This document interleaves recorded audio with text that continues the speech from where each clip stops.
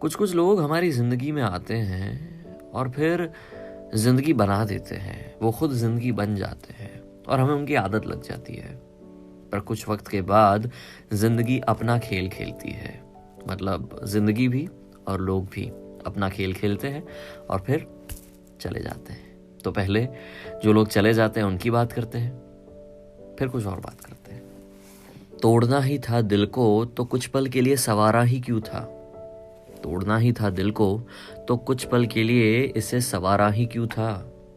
जब रिश्ते में आने का फैसला हमारा था, हम दोनों का, जब रिश्ते में आने का फैसला हमारा था तो जाने का सिर्फ तुम्हारा क्यों था।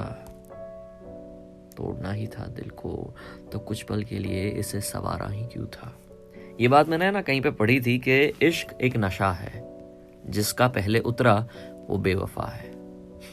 ऑल्सो जब कोई कहता है कि वी नीड टू टॉक, जो इंसान ये कहता है ना, उसको कहते कहते तो डर लगता ही है, पर जो इंसान वो सुन रहा होता है, पढ़ रहा होता है ना, उसकी फटके हाथ में आ गई होती है, क्योंकि उसको पता है कि वी नीड टू टॉक ये कितना बड़ा स्टेटमेंट है इन अ रिलेशनशिप। सबसे ज़्यादातर ये स्टेटमेंट तब यूज़ किया जाता है जब कुछ सीरियस प्रॉब्लम हुआ होता है, शायद ब्रेकअप का सिनारियो हुआ होता है, या फिर ऐसा लगता है कि मज़ा नहीं आ रहा है।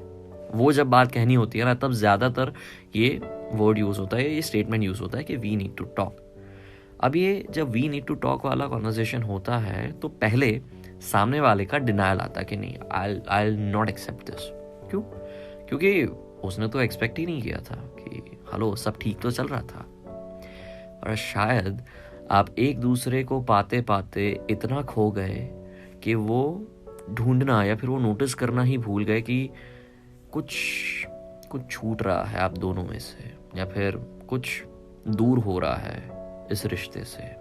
शायद वो इंसान, शायद उस इंसान की अहमियत, या जो भी, ये सब कुछ दूर हो रहा था और आप नोटिस नहीं कर पाए। फिर सडनली ये मैसेज आया, आप हिल गए। फिर सामने वाले को आपने बेवफा कह दिया कि यार तू ऐसा कैसे कर सकती है, कैसा कैसा कर सकता है, सब कुछ ठीक तो है।